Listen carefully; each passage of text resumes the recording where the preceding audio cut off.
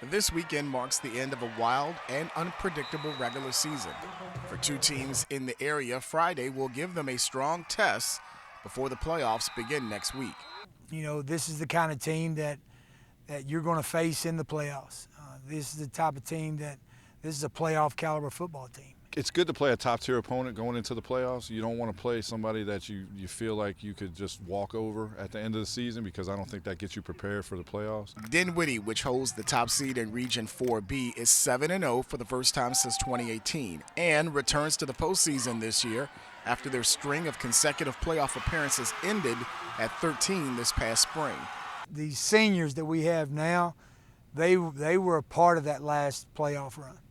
So, you know, they got it. Meanwhile, Thomas Dale, currently second in Region 6A, has won 4 straight since their loss to Matoka in late September to extend their consecutive postseason appearance streak to 9. So for them to be able to have that run in the playoffs is big for our program, for our community, for the kids, for the coaching staff, for everybody involved with the Thomas Dale program.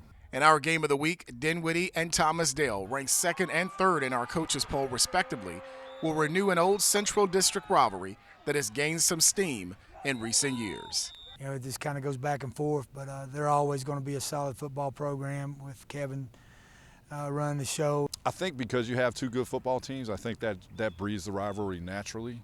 I want to see them go out there and play hard and play unselfish football, play for each other, and you know, just represent the brand on their chest in a positive way. Well, we got to be able to run the football. At the end of the day, you get into this time of the year where the weather starts to change and it gets a little wet, and we got to be able to run the football, and that's what we're going to do. In the last 12 meetings, the series has been split right down the middle as 6 wins apiece. However, Dinwiddie has won 3 of the last 5 times they traveled to Ed Carper's Field here in Chester, where Friday's game will take place.